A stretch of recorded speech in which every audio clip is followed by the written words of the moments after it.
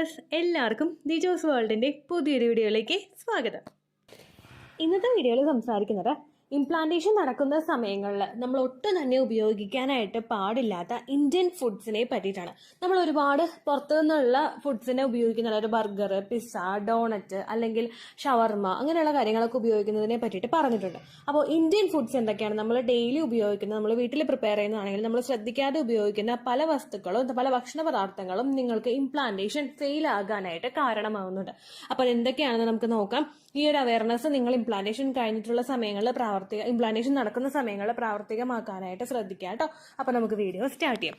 Implantation എന്ന് പറയുന്നത് നമ്മളുടെ ശരീരത്തിൽ അണ്ടവും ബീജവും തമ്മിൽ ജോയിൻ ആയിട്ടുണ്ടെങ്കിൽ അത് ഫെർട്ടിലൈസേഷൻ നടന്ന് സെൽ ഡിവിഷൻ നടന്ന് ഫലോപ്പിയൻ ട്യൂബ് വഴി ട്രാവൽ ചെയ്തിട്ട് നമ്മുടെ എൻഡോമെട്രിയൽ ലൈനിങ്ങിൽ വന്ന് അറ്റാച്ച് ആകുന്നതാണ് ഇംപ്ലാന്റേഷൻ എന്ന് പറയുന്നത്. നോർമലി നമ്മളുടെ ശരീരത്തിൽ ഓവുലേഷൻ കഴിഞ്ഞിട്ട് 6 മുതൽ 12 ദിവസത്തിനകത്തായിരിക്കും ഇംപ്ലാന്റേഷൻ സംഭവിക്കുന്നത്.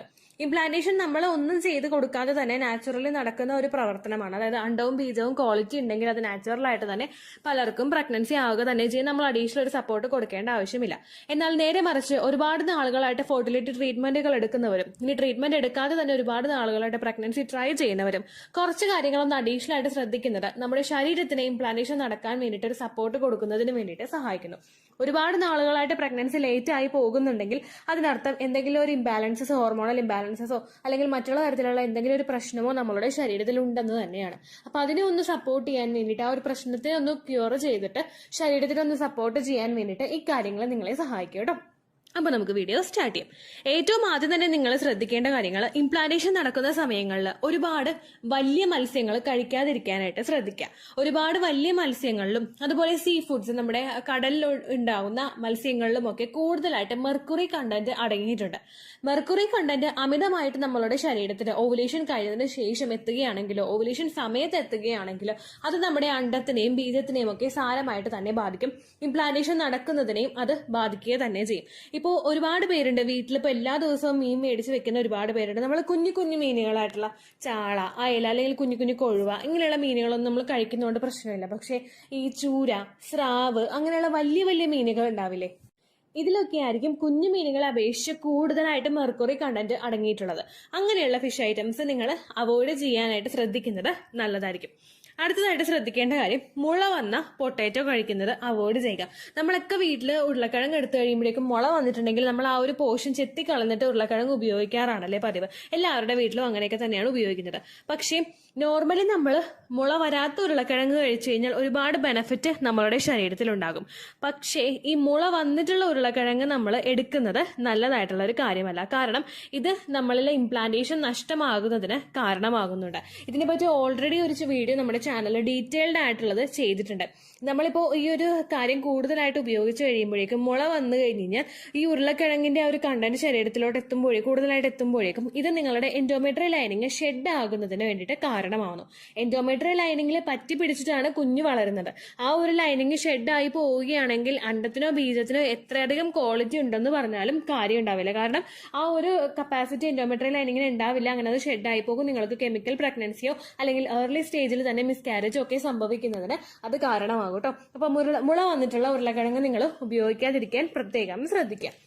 അടുത്തതായിട്ട് നിങ്ങൾ ശ്രദ്ധിക്കേണ്ട കാര്യമാണ് മുരിങ്ങാക്കോല്. മുരിങ്ങാക്കോല് നിങ്ങൾ കേട്ടിട്ടുണ്ടാകും. ഒരുപാട് പേര് പറയുന്ന ഒരു കാര്യമാണ് മുരിങ്ങാക്കോല് കഴിക്കരുത്, അതുപോലെ തന്നെ ഈ ഉരുളക്കിഴങ്ങ് മുള വന്നതൊന്നും കഴിക്കരുത് എന്നൊക്കെ പലരും നമ്മുടെ പൂർവികരും അല്ലെങ്കിൽ നമ്മുടെ മൂത്ത ആളുകളൊക്കെ നമുക്ക് പറഞ്ഞു തരാറുണ്ട്. ഈ മുരിങ്ങക്കോല് നമ്മൾ കൂടുതലായിട്ട് കഴിച്ചു കഴിഞ്ഞാൽ ഇത് നിങ്ങളുടെ യൂട്രസിന്റെ മസിൽസിനൊന്ന് സ്മൂത്ത് ആക്കുന്നതിന് വേണ്ടിയിട്ട് കാരണമാകുന്നു. ഇങ്ങനെ വന്ന് സ്മൂത്ത് ആയി പോയി കഴിഞ്ഞു കഴിഞ്ഞാൽ നമുക്ക് പെട്ടെന്ന് തന്നെ മിസ്കാരേജ് ഉണ്ടാകുന്നതിനുള്ള ഒരു സിറ്റുവേഷൻ ഉണ്ടാകുന്നതിനും അത് കാരണമാകുന്നു.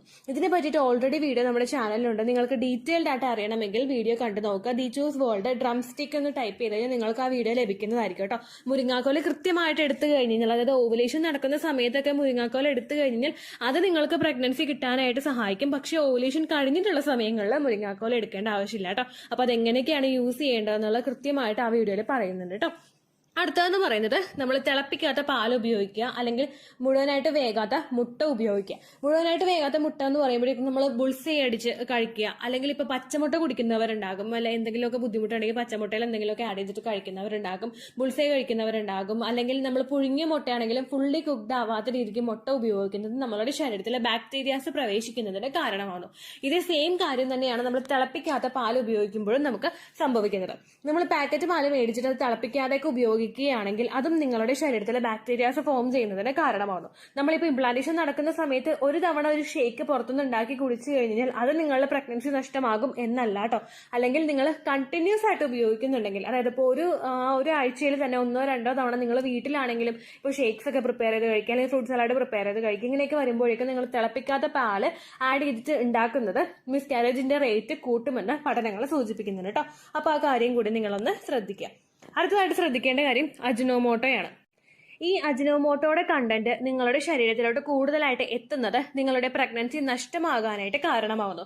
സാധാരണയായിട്ട് ഫ്ലേവർ ഒന്ന് എൻഹാൻസ് ചെയ്യാൻ വേണ്ടിയിട്ടാണ് അജിനോമോട്ടോ ആഡ് ചെയ്യുന്നത്. ഒരുമിക്ക എല്ലാ ഹോട്ടൽ ഫുഡ്സിലും അജിനോമോട്ടോയുടെ കണ്ടന്റ് അടങ്ങിയിട്ടുണ്ട്. കാരണം അവർക്ക് ടേസ്റ്റ് കിട്ടാനും പിന്നീട് കസ്റ്റമേഴ്സ് വരാനും വേണ്ടിയിട്ടാണ് ഈ ഒരു മാജിക് അവർ പ്രയോഗിക്കുന്നത്. അജിനോമോട്ടോ കൂടുതലായിട്ട് എടുക്കുന്നത് പ്രഗ്നൻസി ആയവരും പ്രഗ്നൻസി ട്രൈ ചെയ്യുന്നവരും ഒക്കെ ഉപയോഗിക്കുന്നത് ആ ഒരു ഫെർട്ടിലിറ്റി റേറ്റ് കുറയ്ക്കുമെന്ന് പഠനങ്ങൾ സൂചിപ്പിക്കുന്നുണ്ട്. അതുപോലെ തന്നെ മോണോസോഡിയം ഗ്ലൂട്ടാമേറ്റിന്റെ കണ്ടന്റും നിങ്ങളുടെ ശരീരത്തിൽ എത്തുന്നത് നല്ലതല്ല. നിങ്ങൾ എല്ലാവരും ടിവിയിൽ KFC ചിക്കന്റെ പരസ്യം ചിലപ്പോൾ കണ്ടിട്ടുണ്ടാകും. ഈ KFC ചിക്കന്റെ പരസ്യം പോകുമ്പോഴേക്കും അതിന്റെ ഏറ്റവും താഴെയായിട്ടുള്ള ഒരു പോർഷനിൽ നമ്മൾ ശ്രദ്ധിച്ച് വായിച്ചു കഴിഞ്ഞാൽ നമുക്ക് മനസ്സിലാക്കാൻ പറ്റുന്ന ഒരു കാര്യമുണ്ട്. കാരണം പ്രഗ്നന്റ് ആയിട്ടുള്ളവർ ഇത് ഉപയോഗിക്കാനായിട്ട് പാടില്ല എന്നുള്ളൊരു കാര്യം ഒരു ഡിസ്ക്ലെയിമർ ആയിട്ട് അവിടെ കൊടുത്തിട്ടുണ്ട്. നമ്മൾ ക്ഷമകെട്ട് വായിച്ചു കഴിഞ്ഞാൽ നമുക്കത് വായിക്കാനായിട്ട് സാധിക്കുകയുള്ളൂ. കാരണം ഇതിലടങ്ങിയിട്ടുള്ള കണ്ടന്റ്സും പ്രഗ്നന്റ് ആയിട്ടുള്ള ഒരു ലേഡിയെ സംബന്ധിച്ചിടത്തോളം നല്ലൊരു കാര്യമല്ല. അതുപോലെ തന്നെ നിങ്ങൾ പ്രഗ്നൻസി നോക്കുന്നവരാണെങ്കിലും നിങ്ങളെ സംബന്ധിച്ചിടത്തോളം അത്തരം കണ്ടന്റ് ആയിട്ടുള്ള ഭക്ഷണങ്ങൾ നിങ്ങളുടെ ശരീരത്തിലോട്ട് എത്തുന്നത് നല്ലതല്ല. ആ ഒരു കാര്യം മസ്റ്റ് ആയിട്ട് മനസ്സിലാക്കാം കേട്ടോ. അടുത്ത കാറ്റഗറിയിൽ വരുന്നതാണ് നമുക്ക് എല്ലാവരും പറഞ്ഞു തരുന്ന പൈനാപ്പിളും പപ്പായയും. ഈ പൈനാപ്പിളും പപ്പായ എന്ന് പറയുന്നത് നിങ്ങൾ കൃത്യമായിട്ട് സമയത്ത് എടുത്തില്ല എങ്കിൽ, അതായത് ഇപ്പൊ പൈനാപ്പിൾ എന്ന് പറയുന്ന കണ്ടന്റ് നിങ്ങളൊരു ഓവുലേഷൻ കഴിഞ്ഞിട്ട്, ഓവുലേഷൻ മുതൽ 6 to 12 ഡേയ്സിനകത്താണ് ഇംപ്ലാന്റേഷൻ സംഭവിക്കുന്നത്.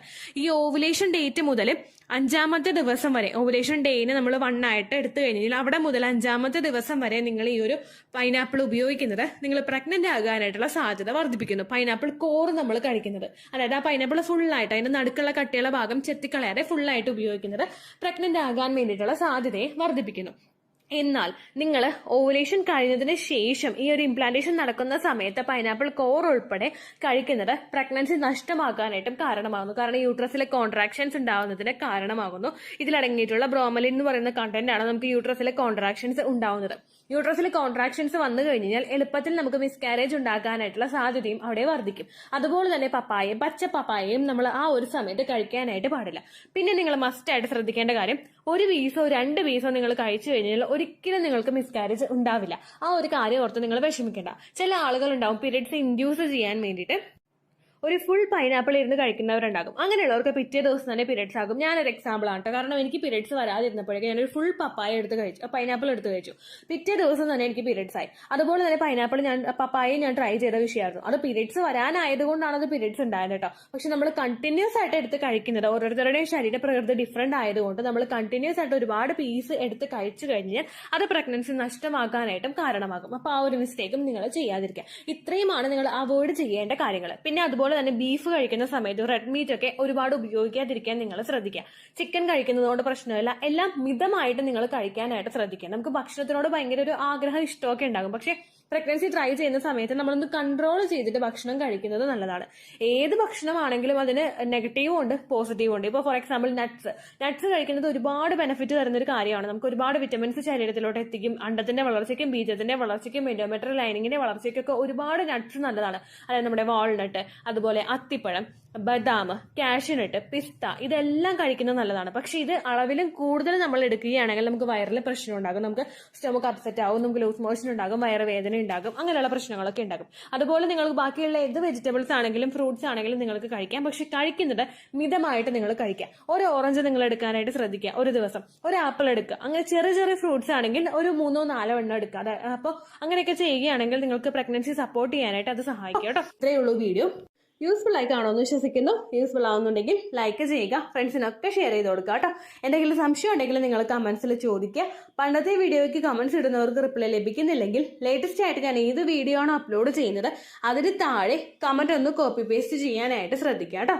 അതുപോലെ ഓവുലേഷൻ ഡേറ്റ് കാൽക്കുലേറ്റ് ചെയ്ത് തരാനായിട്ട് റിക്വസ്റ്റ് ചെയ്യുന്ന ആളുകൾ എത്രയാണോ സൈക്കിൾ ലെങ്ത് അത് മെൻഷൻ ചെയ്യാനായിട്ട് ശ്രദ്ധിക്കുക. സൈക്കിൾ ലെങ്ത് എന്നതുകൊണ്ട് ഉദ്ദേശിച്ചത് ഓരോ മാസവും എത്ര ദിവസം കൂടുമ്പോഴാണോ ബ്ലീഡിങ് വരുന്നത് അതാണ് സൈക്കിൾ ലെങ്ത്. കഴിഞ്ഞ മാസം ഒരു 8-ാം തീയതിയാണ് ബ്ലീഡിങ് ആയതെങ്കിൽ ഈ മാസം 6-ാം തീയതിയാണ് ബ്ലീഡിങ് ആയതെങ്കിൽ കഴിഞ്ഞ മാസം 8-ാം തീയതി മുതൽ ഈ മാസം 6-ാം തീയതി വരെ എത്ര ദിവസമുണ്ടോ അത് കാലണ്ടറിൽ എണ്ണി തിട്ടപ്പെടുന്നതാണ് നിങ്ങളുടെ സൈക്കിൾ ലെങ്ത്. സൈക്കിൾ ലെങ്ത് നമ്മൾ കൃത്യമായിട്ട് കാൽക്കുലേറ്റ് ചെയ്യുകയാണെങ്കിൽ ഓവുലേഷൻ ഡേറ്റ് എളുപ്പത്തിൽ കണ്ടുപിടിക്കാൻ വേണ്ടിയിട്ട് ഒരുപാട് ആപ്ലിക്കേഷൻസും ഒരുപാട് ഓൺലൈൻ ആയിട്ടുള്ള വെബ്സൈറ്റുകളും ഇന്ന് നമുക്ക് അവൈലബിൾ ആണ്. പ്ലേ സ്റ്റോറിൽ പോയിട്ട് ഓൺലൈൻ ഓവുലേഷൻ ട്രാക്കർ എന്ന് ടൈപ്പ് ചെയ്ത് കഴിഞ്ഞാൽ നിങ്ങൾക്ക് അതുമായിട്ട് ബന്ധപ്പെട്ടിട്ടുള്ള ആപ്ലിക്കേഷൻസ് കിട്ടും. അത് പറ്റുന്നില്ല എങ്കിൽ ഗൂഗിളിൽ പോയിട്ട് ഓൺലൈൻ ഓവുലേഷൻ കാൽക്കുലേറ്റർ എന്ന് ടൈപ്പ് ചെയ്ത് കഴിഞ്ഞാൽ അതുമായിട്ട് ബന്ധപ്പെട്ടിട്ടുള്ള വെബ്സൈറ്റുകൾ നിങ്ങൾക്ക് കിട്ടും. അതിൽ നിങ്ങളുടെ ലാസ്റ്റ് മന്തിലെ മെൻസ്ട്രേഷൻ്റെ ഡേറ്റും ഒപ്പം ഞാൻ ഈ പറഞ്ഞ രീതിക്ക് നിങ്ങൾ കാൽക്കുലേറ്റ് ചെയ്യുന്ന സൈക്കിൾ ലെങ്ത്തും എൻ്റർ ചെയ്ത് കൊടുക്കുകയാണെങ്കിൽ നിങ്ങൾക്ക് കൃത്യമായിട്ട് ഓവുലേഷൻ ഡേറ്റ് കണ്ടുപിടിക്കാനായിട്ട് സാധിക്കും. ഫെർട്ടൈൽ ടൈം പീരീഡും നിങ്ങൾക്ക് കിട്ടും. അതായത് എത്ര ദിവസം മുതൽ കോൺടാക്ട് ചെയ്ത് തുടങ്ങിക്കഴിഞ്ഞാൽ നിങ്ങൾ പ്രഗ്നൻ്റ് ആകും എന്നുള്ളൊരു ഡേറ്റും നിങ്ങൾക്ക് പ്രോപ്പറായിട്ട് കിട്ടും കേട്ടോ. ഇത് കാൽക്കുലേറ്റ് ചെയ്യുന്ന സമയത്ത് സൈക്കിൾ ലെങ്ത് കാൽക്കുലേറ്റ് ചെയ്യുന്ന സമയത്ത് നിങ്ങളുടെ ആ ഒരു കലണ്ടറിൽ നോക്കി തന്നെ നിങ്ങൾ കാൽക്കുലേറ്റ് ചെയ്യുക. പല മാസങ്ങളിലും 30-31 ദിവസമുണ്ട്, അതുകൊണ്ടാണ് അങ്ങനെ പറഞ്ഞത്. ഒപ്പം നിങ്ങൾക്ക് ബ്ലീഡിങ് തുടങ്ങിയ ദിവസത്തിന് വേണം നിങ്ങൾ ഡേ 1 ആയിട്ട് എടുക്കാൻ വേണ്ടിയിട്ട്. സ്പോട്ടിങ് തുടങ്ങിയ ദിവസത്തിനെ, അതായത് ചെറുതായിട്ട് ഡിസ്ചാർജ് പോയി തുടങ്ങിയ ദിവസത്തിനെ നിങ്ങൾ കൺസിഡർ ചെയ്യേണ്ട ആവശ്യം ഇല്ല കേട്ടോ. അപ്പോൾ ഇത്രയേ ഉള്ളൂ വീഡിയോ. അടുത്തൊരു വീഡിയോ ആയിട്ട് നമുക്ക് വീണ്ടും കാണാം. ബൈ.